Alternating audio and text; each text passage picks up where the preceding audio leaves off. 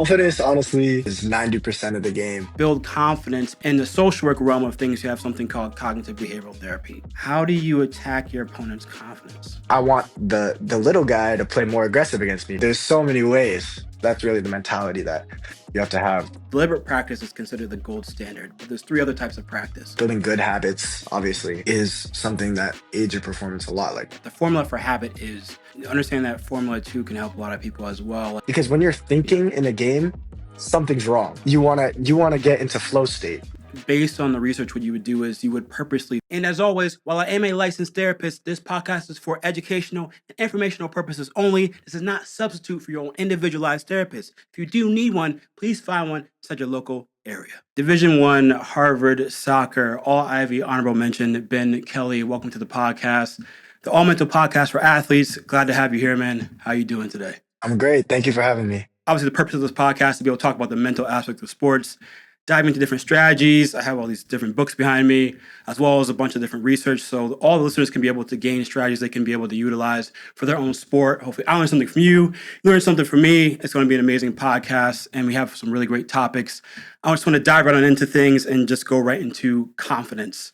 So, how would you define confidence as a player? And then also, how important do you think that is to your overall performance when it comes to game time? Confidence, honestly, in my opinion, especially as an attacking player, is 90% of the game.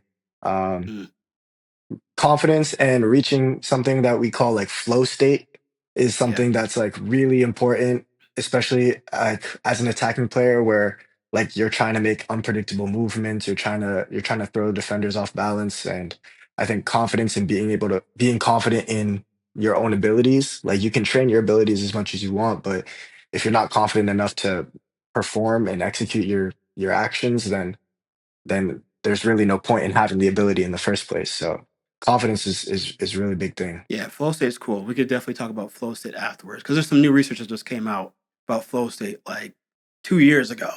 It's a Oh, cheat code if great. you can do it, but yeah, we could definitely talk about that too. For confidence, what strategies do you use for confidence? I kind of split things up into before game day, during game day, and after game day. So, are there certain strategies? I know you mentioned you practice, and that builds things to a certain extent. But are there certain strategies that you do before and during game day to be able to have that confidence on the field? Confidence is also a spectrum. Like you don't want to be Mm, overconfident, you don't want to be mm, underconfident. So being making sure you're in the like right range is important. And I think for me, that all comes with like consistency in your habits, consistency in your warm-ups, consistency in your pregame routine.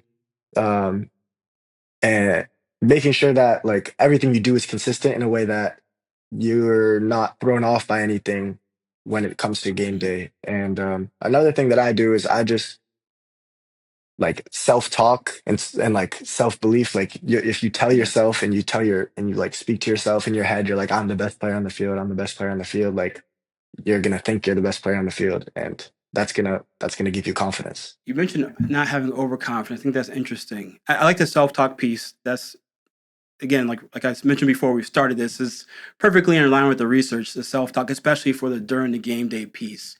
It's going to help Mhm. be able to have that confidence.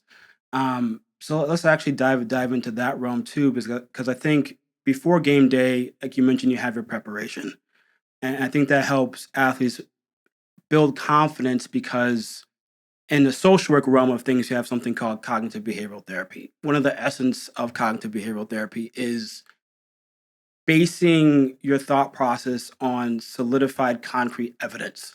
So if you have that consistency that you mentioned to where you practice, you put in the work, you talk with your coaches, you agility drills, strength drills, you have that, then that is concrete evidence that you are confident in your ability to be able to take a shot from 30 feet out, take a shot from 40 feet out, or take a shot from this angle because you practice those things. It's concrete confidence that you have. And those are all things that you could be doing before the game even starts. And then once the game starts, you got to have that positive self-talk to be able to say like, I can do this. I'm the best on the field. I can hit this shot from here. I can hit this shot from there. But it's going to be having a strong foundation of having that concrete confidence. Do you use imagery at all, or like visualization or meditation at all to be able to practice that either before game day or during game day too? Visualization is something that I was taught from like a really early age, actually. Mm, So I've been visualizing since I was like 10, 11 years old because that was one of the first mental things that I think anybody had told me in terms of performance. mm, So yeah, visualization is super huge. It's almost like I forget that I forget to talk about visualization and confidence because it's like so ingrained in my brain at this point. Like my dreams are visualized a lot of the time. Like I dream a lot about like scoring a goal in a certain way or mm. like being on the field. Like a lot of my dreams are soccer related, and maybe that says something about my focuses as a human, and maybe I need to broaden my spectrum. But I think that yeah, visualization is huge. Like especially like if you can see it happen, then you can make it happen. Is Mm. something that I've heard. I think Anthony Edwards said that. I might be wrong about that, I was but gonna say, I was like, that's a yeah, quote right there. It's a yeah. bar. If you can see it happen, yeah, if you can see it happen, you can make it happen. So, um, visualization is huge. And what you said about preparation is also like it's so spot on. Like you're not going to be confident in your ability to do something if you've never done it before, right? So Right, you have to prepare yourself in practice, in sessions outside of your own team practices, individual sessions, like finishing practice. Like that's why all those things are super important because you show yourself that you can do those things. Like you can shoot right, a shot from 30 yards out. Like, for example, Steph Curry, like he practices his half court shots, right? And then right. that's why nobody's surprised when it goes in when he shoots it. But like if someone else were to do that, everyone would be like, whoa, what's going on? So it's Yeah. like your preparation into that also like is a big factor in like how confident you are in your ability to do something. Right. And I think that also leads into focus as well, because if you practice that maneuver or you practice that shot or you practice that skill, that's going to help improve your focus because you know on game day that you can actually make that shot. Or I was actually reading an interesting article about confidence today, actually, where it was even if you mess up. Like let's say you try the shot and you only hit it maybe 20% of the time on the practice field. But in game day in a situation to where like I need to hit this shot right now from this angle, I know I have a 20% chance of getting it even accurately where I want to get it, regardless of if the goalie blocks it or not. But the fact that you even try it out actually helps your confidence. She's like, hey, Yeah. I know I got 20% chance, but let's pull it. I know I have to hit it like this. I have the confidence like where I actually need to try to be able to hit it. So even that helps to be able to improve your overall performance on game day itself. For the visualization piece, do you how do you do it? Do you find like it just randomly happens, like you're daydreaming about it, or do you find that you actually set structured time to be able to practice visualization? I don't set structured time to practice visualization. It kind of just happens for me as a habit. Um, Mm, I think it's just because I've been doing it for so long, um, that you just like it just like comes to me naturally. Um, and I have ADD. My brain wanders all the time, so I could be in yeah. class visualizing about soccer. I could be in bed visualizing about soccer. Like my brain wanders in all sorts of different directions. So and sometimes that'll be visualizing me scoring a goal or visualizing me dribbling past a bunch of players and like a lot of it just comes naturally for me, I think. Nice. Yeah, I think either or someone whether they structure it in there or whether they just do it naturally. I find it myself doing it naturally a lot. Like before this podcast, I'm kind of visualizing how things would be able to go. So when we're actually in that moment, it's my brain already has a snapshot picture of it. So that's going to be able to help your confidence where just mentally your brain is like, I have an idea of how this should go. I'm not sure because every game is different. The defender doesn't move the same time. Every single game is always different, weather conditions, etc. But I have a sense of how this is supposed to go. Going back to, you said you started visualizing a long time ago. Where did that come from, and how do you feel like that impacted you? And why do you think you picked up on that and just said, like, you know what, I'll actually try to do this thing? Because it's kind of a high level skill to start doing visualization and meditation, etc. What was your influence factor in actually even trying that out? It was my friend's dad, like my old Mm, teammate, who is actually plays professionally now. He plays for the Revolution. He's on loan at Southampton right now. But it was his Uh, dad, and I remember he told both of us at one point, like, because we would always carpool to practice together. He told both of us, he was like, you gotta like literally he used the word like you gotta visualize yourself like scoring these goals, like doing good things on the field. Like, yeah, you have to picture it happen. Like, close your eyes, mm, like imagine it happening. And I remember my teammate, at first I was like, oh, that sounds a little stupid. But yeah. my teammate, he would always do it. He would do it Mm, before every game. And I was like, oh, like it seems to be working for him. He's playing pretty well. So yeah. I went and tried it as well. And it works. I mean, I I wouldn't like it's weird to say that something like works like that because obviously you can visualize and like still have a bad game, right? Like Right. it's not gonna like directly affect your game, but it definitely like if you were to take on average, like you play a season and visualize before every game and you play a season and don't visualize before every game, I think like overall, like you would probably have a better season visualizing. Yeah, and I think that's why, like, and again, that's why I like doing this podcast because you tried it, you saw your friend do it, and because your friend, you're like, all right, they first of all, they're playing better, they're playing well. I'm gonna actually try it. I think the research side of things is it's pretty well documented that it works extremely well. I think I probably read about, I don't know, 8 research articles on visualization, and then talking about flow state is visualization, confidence is imagery and visualization. That's in the research. That's in a bunch of the books behind me. Like the Confident Mind is a really good one. One thing I want to mention too, or I want to ask you is, when you visualize, do you ever visualize when things would go wrong and how you would handle those situations, or is it always like sunshine and No. rainbows? It's mostly sunshine and rainbows. I'm not gonna lie. But I think that's because it also like visualization is almost it goes hand in hand for me with like positive self-talk. Like you Mm, want to like see yourself doing good things and like when I do it, like I always want to see myself do good things. And if I visualize myself like losing the ball, then that's just putting that conscious thought into my mind of like, oh, like in this situation, I could lose the ball. Like I, I never want to be in a mm, situation where I'm like really thinking like, oh, like I might lose the ball here. Let me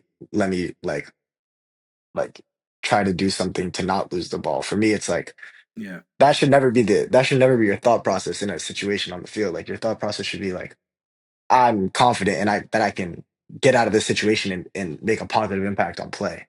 Like Mm, not let me do everything that I can to not make a negative impact.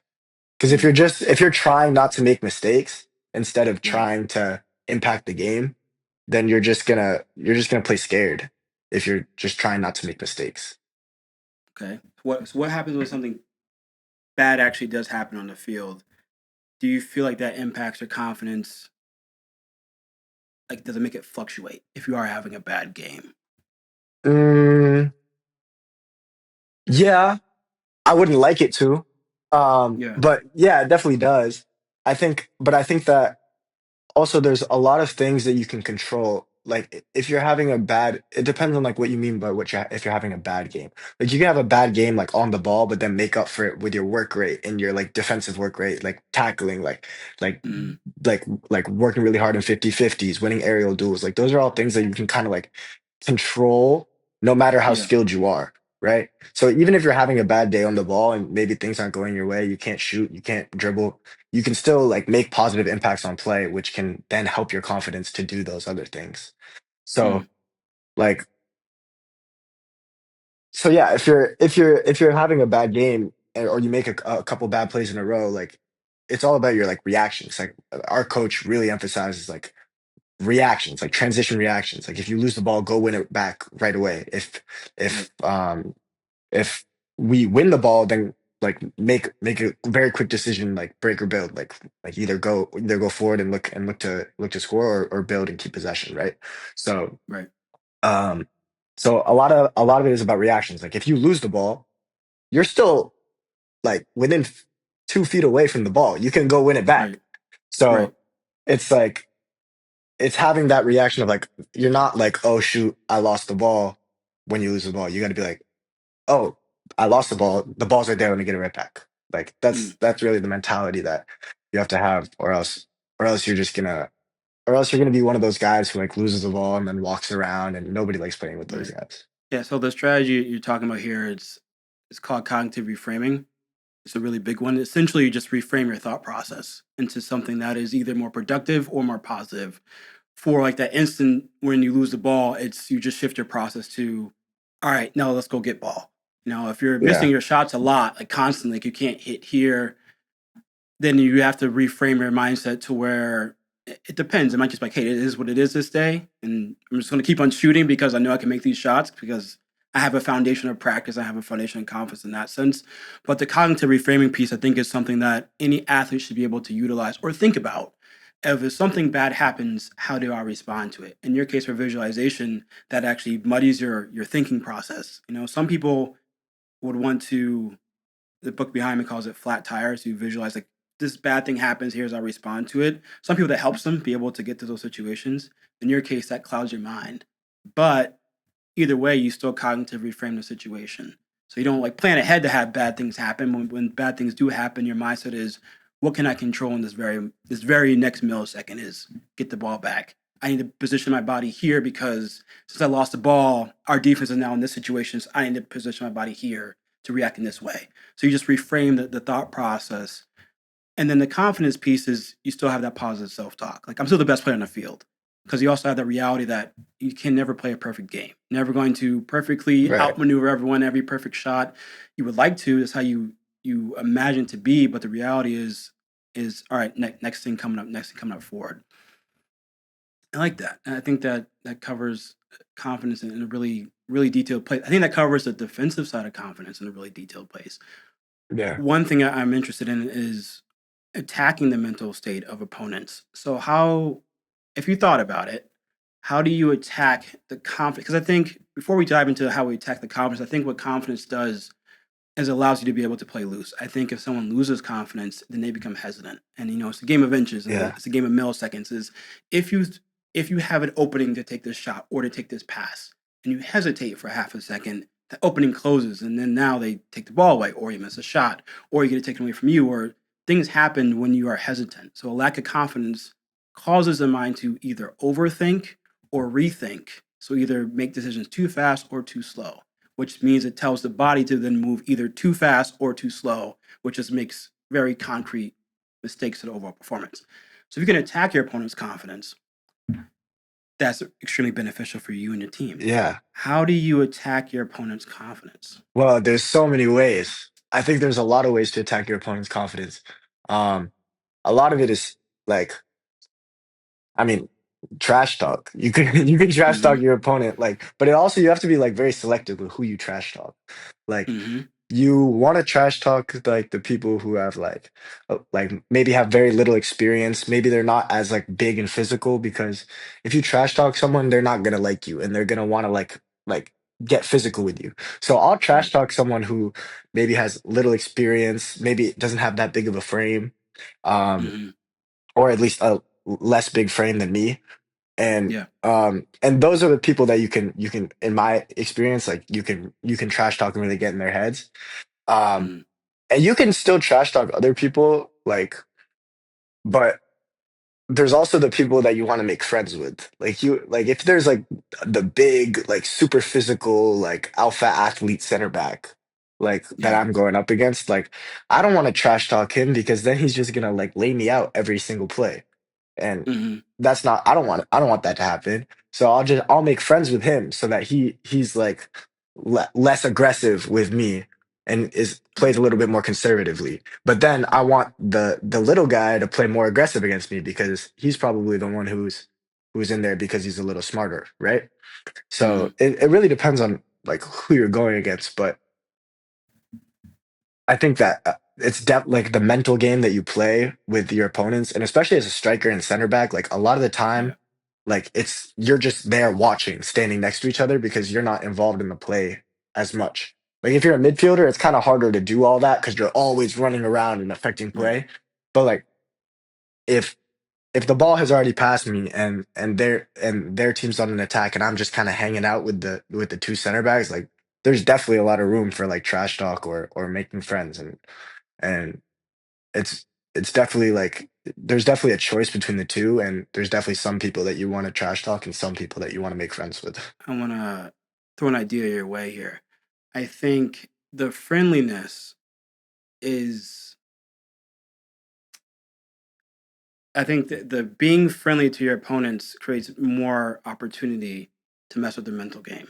Because I view it like this: if you're friendly, people see you two ways, and people might be, "Oh, it's bad," but I think that they're both actually really good. Either A, they view you as friendly. It's like you mentioned, he lets up on you. You know, he's not going to be aggressive towards you. He's like, "Oh, this dude's a nice guy. He's a pretty chill dude I can talk to." Yeah, Or they view you as being a weakling. Like they're friendly, they're a weakling, and they underestimate you. Either way is a benefit because then if you are going to attack their mental game, you can do so to where they won't be aware that you're doing it. For example, taking the strategies of visualization, taking the strategies of using your past experiences as evidence for your own confidence and using the strategies of self-talk. If you reverse those strategies, you can then use it against your opponent. For example, if they make and I think with the and everything has its own different way to be able to do so. You can attack your opponent's focus, you can attack your opponent's anger. In this case, attacking your opponent's confidence. If their opponent makes a mistake and you're automatically friendly to them from the jump. Like, hey, my name is Ben, man, how's it going? Let's have a really good game. Like, the hell, this dude's jolly as hell. Like, hey man, let's do well together. And if they make a mistake and you say, yo, man, hey man, I imagine that happens all the time in practice. Like, I know how it feels. And so if you tell them to imagine something, it's like if I told you don't imagine a yellow bus, you imagine a yellow bus because your brain just does so. So if you can get them to imagine mistakes or get them to think about mistakes that they made during practice, effectively you can weed in a bit of unconfidence into them. And you're saying in a way that is nice and supportive. And the goal is to not get them to see that that's what you're doing.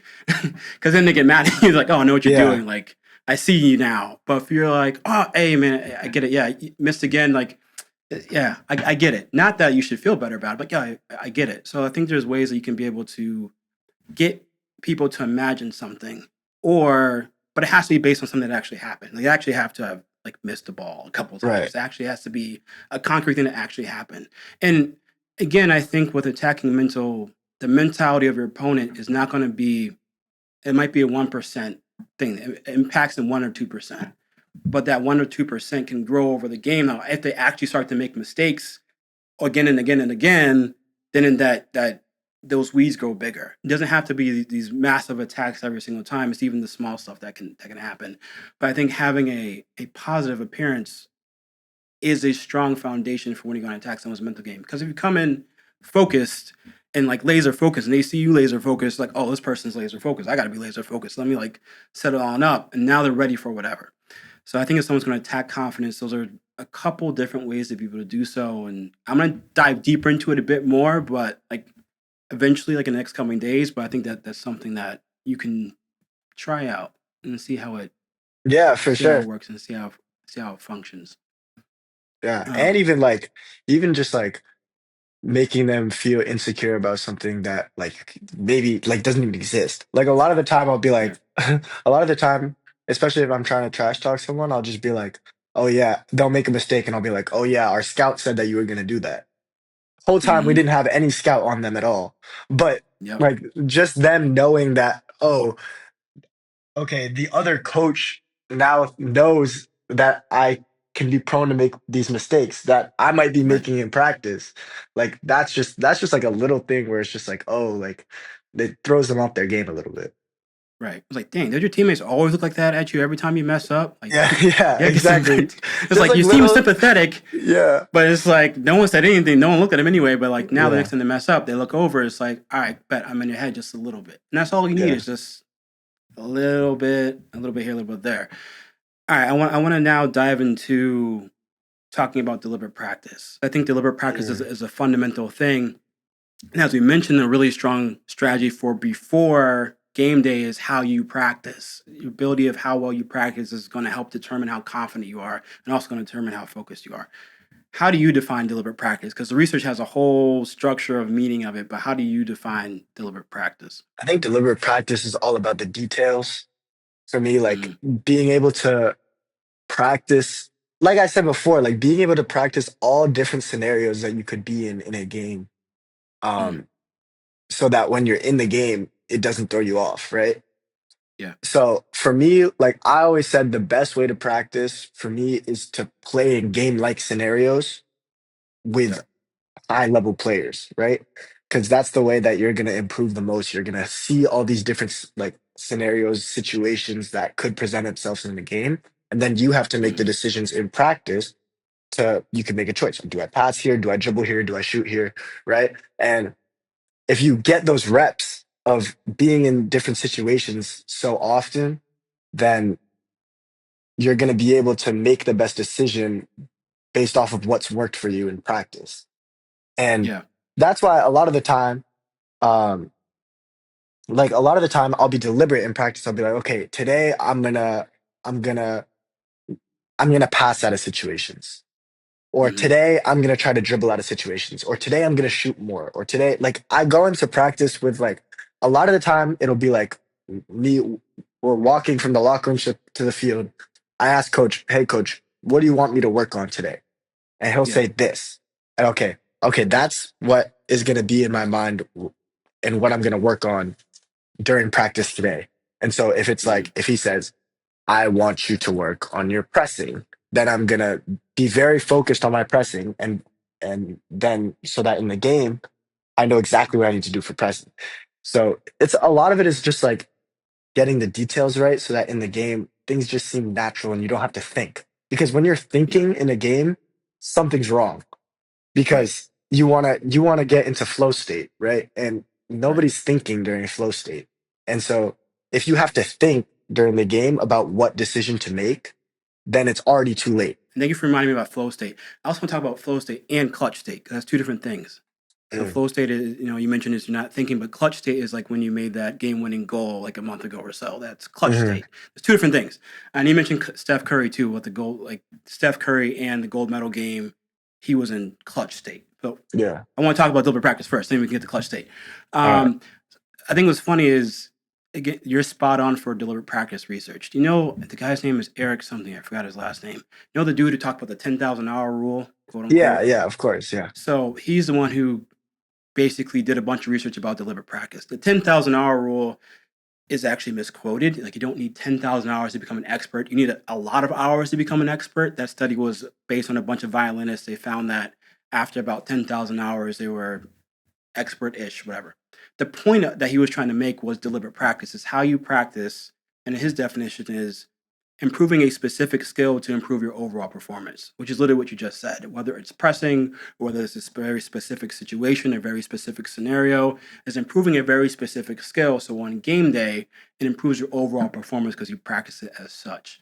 And deliberate practice has levels to it. Deliberate practice is considered the gold standard, but there's three other types of practice. Now, all athletes do. So I think anyone listening, the closer you can hit to being at deliberate practice, the better. I'll start at the bottom though. Naive practice is the quote unquote worst thing. Naive practice just means like you're just doing a pickup game. Like you're not focusing on a very specific skill. You're just having fun with friends. It's obviously not the worst thing because you're playing, but that would be naive practice. And then you have structured practice, which is your typical practice to where you are practicing different drills, but you're not getting any. You might get individualized feedback here and there, but it's not just about you. It's about the drill as a whole. So you're still improving certain skills, whether it's dribbling or passing or shooting or whatever, but it's not individualized. Then you have purposeful practice, which is what most people can probably get to because deliberate practice, either you need a coach or you need to have a ton of money to go ahead and buy an individual coach. I'll get to Mhm. that in a second. But purposeful practice is what most people can do, where your coach gives you suggestions on what you should work on.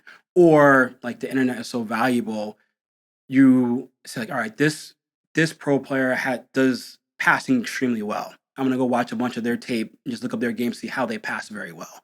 So that would be considered purposeful practice. Like, oh, I see that they do this, and I've watched three different players. I notice they all do this kind of very similar thing. And maybe you catch an interview where they mention they do this very similar thing. So you take that and you bring that and you practice that. That would be purposeful practice, getting some type of information from said experts, with the coaches, players, etc., and implementing that into your game to improve a specific skill. Deliberate practice would be instantaneous feedback from an expert again, like in the moment, and then they give you very specific things that you need to work on based on your game. So when you ask your coach, hey, what do you want me to work on today, which is going an extra mile, you are actually asking for the highest level of practice, which is deliberate. He's going to specifically tell you, Ben, I watch you play all the time. I watch your film all the time. You need to do this, that, and that. And then you can, that's the best way to be able to practice and then improve your overall performance. See, doesn't matter who I talk to. It's like the research is just, That's great. One it's in one line thing with the though, research. one thing though is I think that like you said, the naive practice, like if you're just playing pickup with other people, like and Yeah. just having fun, like I feel like you can turn that into purposeful practice just by like your mindset.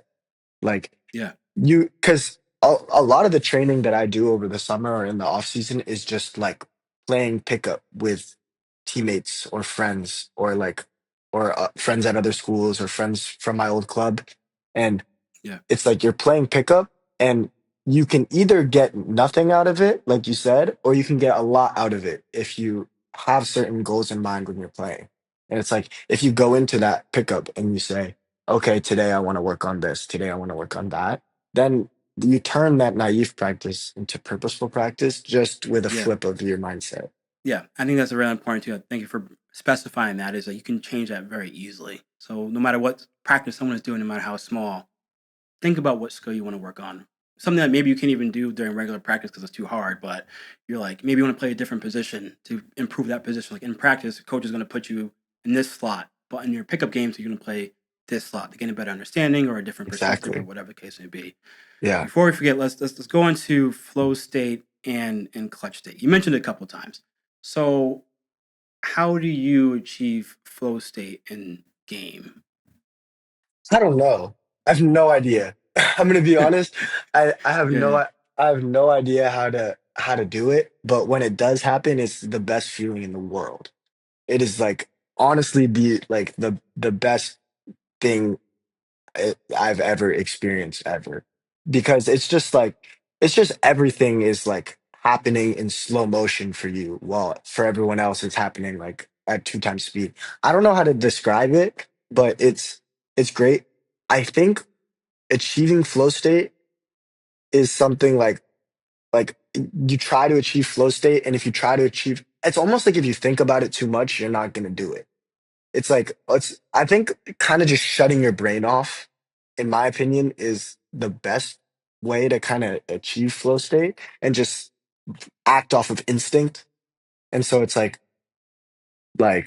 instead of like trying to think about your decisions and make purposeful like thoughts behind have purposeful thoughts behind your decisions, like really like just don't think about it at all and just trust that all of your training and all of your preparation has can lead for you to make the right decision without thinking. yeah, yeah. So for people that don't know what flow state is, it's essentially a state in mind to where you are, like you mentioned, like, there's a couple different characteristics. I don't remember all of them. First of all, flow state research is all over the place. Everyone disagrees on everything. It's literally all I can over the place. imagine. But they made some improvements literally in the last couple years or so. There's some really recent research articles. Basically, it's like you mentioned, you are able to just maneuver without having to be able to think, and you actually perform a lot better. Like if you watch Dragon Ball Z, it's Ultra Instinct. It's the same Yeah. thing. But there's very specific things you can do to help you achieve flow state. Oh, question for you: do you feel like you achieve flow state often, or like When I a can pretty decent amount of time? I know that I'm playing well when I achieve flow state. So I feel like I played pretty well this season. So I feel like I achieved flow state a couple times. But I feel like it's Well, you something practice that it I all the time. yeah, but it's something that I want to achieve more because I feel like there were Yeah, times in my career where I achieved flow state a lot more than I am now, even. yeah, So it's like I know that I can do it more and be better, and I'm not like completely like yeah. All happy right. or with how things went this season. So it's like you want to. There's definitely room to improve in that area, but Yeah. I think I do achieve it a decent amount, and I know that I'm playing with confidence when I achieve flow state. So the research is really weak on this, to be honest with you. However, imagery is the best strategy for sports. There's like work wise is something different, and then academic wise is something different. But for sports specifically, it's imagery. So like visualization is probably why it helps you to achieve flow state a lot. It's because you visualize a lot.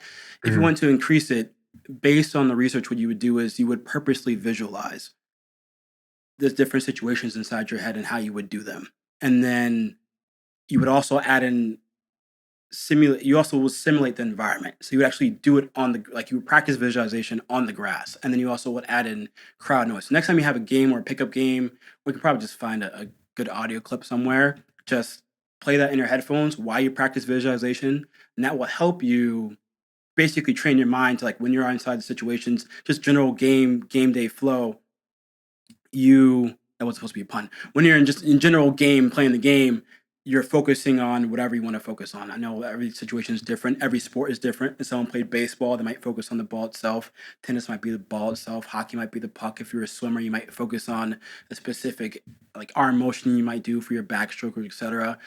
So if you just practice that by meditating and trying to simulate your environment as much as possible with crowd noise and just being there on the grass and whatever, that would actually help your brain probably theoretically hit flow state more because it's all about being in the present moment. The more you practice the present moment, that's what's going to help you. So two things actually: imagining those moments so your brain's used to it, and then secondly, still with game noise and whatever, just practicing on being in the present, just picking up on like I hear a bird, I feel a blade of grass, I feel my shirt against my chest. That trains your brain to be in the present moment, which is what happens when you're in flow state. You just solely focus on the present. And if you think about the past, or like you mentioned, like what am I going to do with this defender? You're out of flow state because you broke it. So the more Yeah. you can focus on being in the present, that theoretically, again, like the research is all over the place. They can't agree whether it's a switch or whether it's a continuum. Like, do you switch into flow state, or are you constantly like this focus? And once you get this focus, you have entered flow state. They can't even agree on that. But Well, theoretically, yeah. I feel like for that me, will help you. it's like a continuum, like you just described. I feel like you have Mm, to like it's like a rising flow state. And one thing I forgot to mention was I think something that does help me achieve flow state is like music, like listening to very like specific types of music before a game. Like if I listen if I listen to stuff I always listen to like the same kind of stuff before a game, and yep. I just and it just once the game starts, it's still in my head, and I'm just still like Mm, almost like singing it to myself, listening it to it, and I think why that helps is because it shuts my brain off. Like mm, I don't have to think about anything else other than like the game, like what's happening in yeah. the game, because obviously you have to think about what's happening in the game, like to make the right runs and stuff like that, but Right. that and like whatever the music was. So I think Yeah. that's something that is super helpful for me as well. Do you only listen to that music while you're playing soccer? Not always, Mm, but especially I feel like I'm always listening. Like once the season ended, I'm always listening to that kind of music during the season. yeah. But once the season ended, like I music taste completely kind of shifts sometimes. Mm. I wonder if that's a habits thing. And we actually habits is our next topic. So this is a good segue because the formula for a habit. I don't know if it's really formula. Yeah, yeah. The formula for a habit is stimuli. Your brain. I could use this example so people can clearly understand it. You walk into your kitchen. Your kitchen is a stimuli, right? Brain sees kitchen, eye sees kitchen, and then that stimuli triggers a an action or a behavior. Usually your brain's like, oh, I see kitchen. That means actually I am kind of hungry. And then you go into the fridge and eat whatever. Or you open your fridge and like, why the hell am I opening up my fridge and you close it? But that's because the kitchen was a stimuli. It triggered a habit that goes into a certain response. So it's like stimuli or cue rather, stimuli, cue, whatever, action behavior, and then you get some type of reward from it. That's basically how habits work. So for flow state, and I don't want to forget about clutch state, but for flow state, I wonder if listening to that music is a stimuli to your brain that it's time to play soccer. And you talked about pre-performance routine as well.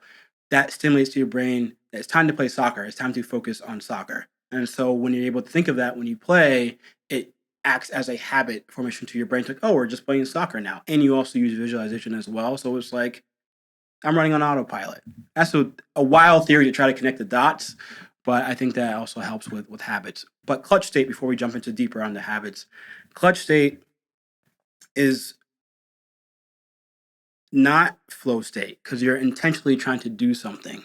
You're intentionally trying to score the last goal. You're intentionally trying to make this very clutch pass to your teammate. It's a deliberate action. So it's different than flow in that regards. And basically the only research for clutch state is using imagery and simulating your environment and practicing a whole bunch of times.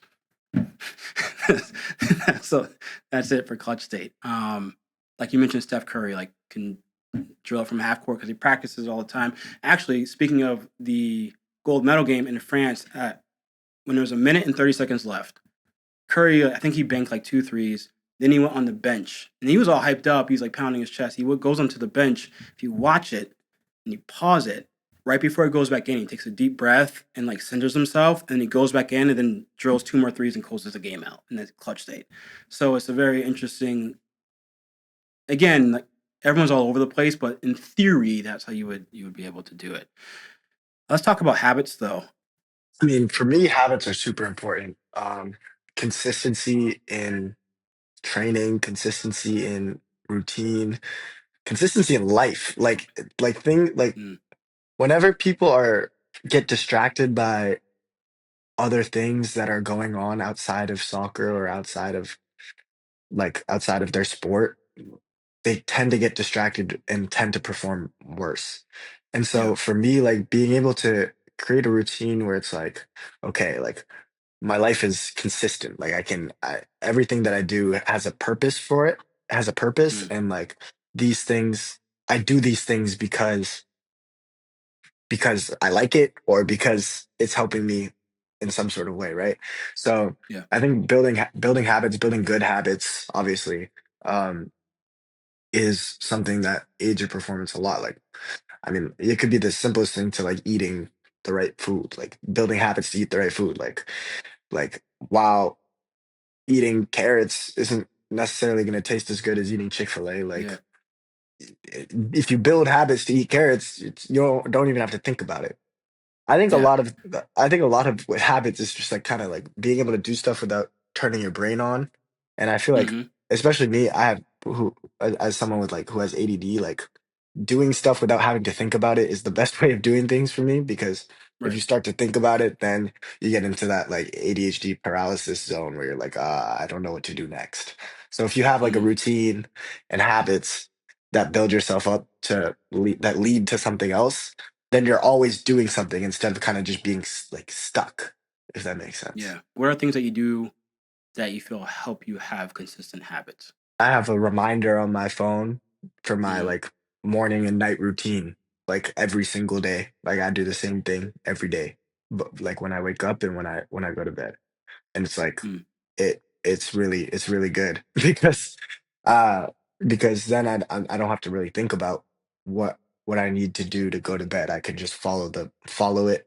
It's a reminder that pops up on my phone at a certain time, and I yeah. can just follow the instructions and know that okay, this is helping me wake up or this is helping me go to bed. Yeah. I mean those that's just two examples, but um just building habits. A lot of it is like situational habits too. It's like when you go to the dining hall, you eat the good food, like the healthy Right. food. Or when you go, I build a habit to go to the locker room early and go get treatment because I know that's Hmm. gonna help me perform better. So Yeah.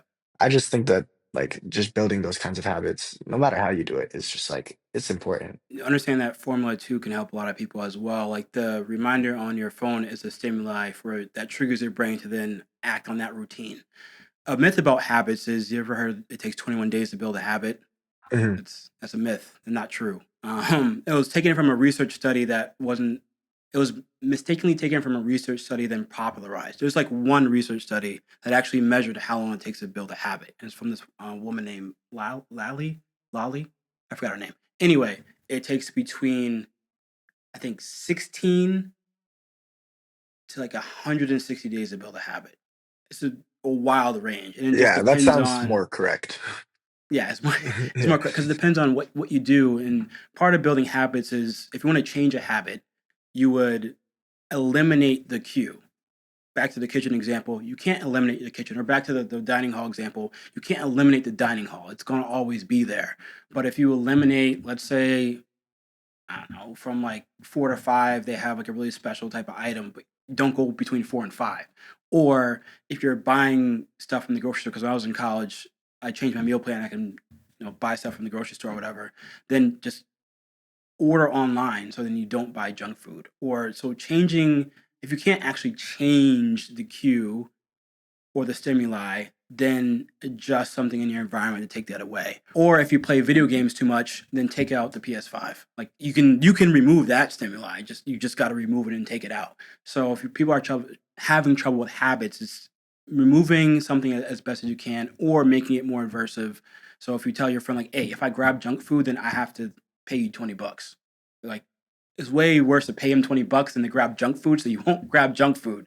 So you can be able to trick your brain in that sense, and then eventually over time you develop that into a habit. And if someone breaks the habit once or twice within a month or two, that won't actually break your habit. It's okay. It reaches like the graph is like time. I think it's time on the bottom, and then on the right side is like how automatic it is, and it basically kind of goes like this, where it's never 100%, but it gets to a point to where it's pretty much 90 something percent automatic. So that's in that research. And then also Atomic Habits has the same graph. And that's a really good book behind me too. The So I think book. habits is important. And yeah, it's a really good book. And I like it because it's very structured, there's a lot of systems. And deliberate practice is one thing I want to mention about deliberate practice I forgot. A fundamental aspect of deliberate practice is simply, and this is a lot of different research articles too, whoever puts in the most hours at a task or at a skill is usually the one who's best at that skill for the most part, especially with sports specifically. Whoever puts in the most hours is usually the best at that skill. It's very simplistic. So if someone's wondering, like, I'm not good at this. How do I get better at it? Put in more hours. So if Yeah. they started at age 8 and you started at age 15, you are behind. Like there's nothing you can do about it. Yeah. Yeah. So like there's nothing you can do about it, but just keep on putting in the as many hours as you can. Oh, when I forgot so much about deliberate practice. So yes, that's a fundamental aspect of deliberate practice, putting in as much hours as you can. You can actually practice too much, and then you get diminishing returns. I'll talk about that in a second. But so one of the key fundamentals is whoever practices more, puts in more hours usually best at higher levels. So at D1, at pros, that gap narrows because everyone has thousands of hours of practice. So how many hours you put in for practice, the how well that impacts your performance narrows a bit. I think I think the research was like for high school athletes, I think the variance was like how much deliberate practice you put in impacts 60% of your performance, between 60 and 70%. It's a massive bit of how much it impacts your performance. But as you get higher and higher, that number goes lower and lower to maybe like 20%, whatever the case may be. Um, as far as practicing too much, the average person can practice or athlete pro athlete will practice about 3 hours a day. Deliberate practice is intense practice, not like I'm doing a warm up. Like that doesn't count. So like kicking that ball for 3 hours wouldn't count as deliberate practice. The pro athletes do it at about 3 hours a day. After hour 4, you hit diminishing returns, which means like let's say play video games. Every time you kick the ball, you get 5 experience points. Ooh. After hour 4, instead of getting 5 experience points, you get 4. And then you get 3 because your body gets tired. It happens. Like Kobe Bryant would practice hours in the night. You still make gains. It's just diminished gains. So Yeah. that's deliberate practice research. Um, last bit, if you want to talk about it, is you want to talk about finding your passion. I feel like I'm on a continuous journey in finding my passion. I feel like soccer is Yeah. definitely one of my passions. Um, and I feel like college has also opened the opportunity, opened the doors of finding other passions as well. And I feel like, what's the point in doing something if you're not passionate about it? Um, Mm. like, like honestly, like you could have a great job that makes you a lot of money with with a great family, but if you're not passionate about your job or passionate about your family, like then you're not really going to be happy. So I think Mm, for me, it's like being passionate about stuff is a trait that I'm always seeking to improve on myself, finding things that make yeah, me passionate, and is also a trait that I really value in other people as well. Like be passionate about stuff. Like that's really what's gonna yeah. like motivate you to work. Do you feel like you're someone that like you have to find like the passion and you have to find each other, or do you feel like anything could develop into your passion? The first one for sure. Passion. Because Mm, yeah, because my parents put me in a lot of stuff at an early age. yeah. Soccer being one of them. But for example, soccer, they put me in, they put me in the cello lessons also when I was Mm, around the same age. And I played the cello at a pretty high level for like 11 years, 12 years, and I always hated it. And it's like mm, it was something that I really like was pretty good at, but I never really liked it. And so I think I could have done something with the cello maybe if I was passionate about it, but for me, soccer took off because I was super passionate about it, and yeah. I probably put in the same amount of work with soccer and cello for those 11, 12 years at the beginning, but I became much better at soccer because I was passionate about it. I loved doing it. Yeah. Yeah. Go the extra mile for it. I think some solace I can give to some people is what's funny about passion research is two different types of people. Either you're fit or you believe like you're developed. Most people feel like they fit their passions. What's funny is no matter if you're fit or developed, at a certain point you have the same level of satisfaction for that passion. So I think how that relates to sports really well is if you can kind of put it into like a microcosm a bit, as let's say you're really passionate about playing a specific position inside soccer, or you're really passionate about taking this shot from this on the left side of the field. Right side of the field, you hate it. Left side of the field, you love it. Knowing that if you can actually develop passions too is nice because if you're like, oh, okay, if I know that the more I shoot on the right side of the field, I can actually end up developing a passion for that. To maybe I don't love it as much as the left side of the field, or maybe I never will, but I can actually won't mind shooting on the right side of the field. I'm actually enjoy shooting on the right side of the field, which overall makes your performance better, which is what it's all about, like winning and making yourself better.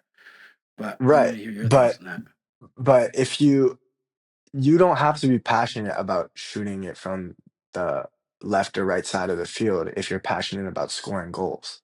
Because if you're passionate about scoring goals, then it doesn't matter where you shoot it from. It just matters that the ball goes in the back of the net. And I think that like yeah, I probably do like shooting it from the left side of the field rather than the right side of the field. Well, hopefully none of my opponents figure that out. Uh, but like, Pull him to the but I right. can, Pull him to the right. but I can do both of them because, and I've trained both of them all the time because I'm passionate about scoring goals, right? So it's like Right. it doesn't really matter how it happens, but that it happens. Right. I think that's the overarching thing is your Yeah. value system. And I think we didn't talk about self discipline, but that self discipline research, the two most important personality traits, arguably, is grit, which is mostly perseverance, and the other half is self discipline. Like it doesn't matter what my emotions are. All that matters is the overall goal, which is getting the dub. So whether it's left side, right side, middle, I don't care. My emotions, regardless. If it helps me get the dub, that's what I'm doing. So it's fascinating, man. Yeah. So if you have any other questions, like let me know. Like ask away. I'm more than happy to answer wherever I can. I really appreciate you taking the time. My phone is about to die, which is why I'm a little Right. concerned. So we should probably end it here, so that we don't corrupt the footage. But I really appreciate it. I know, man. I appreciate you, Ben. Thank you so much for hopping on, dude. And yeah, man, I appreciate you. Yeah, this was great. Thank you so much.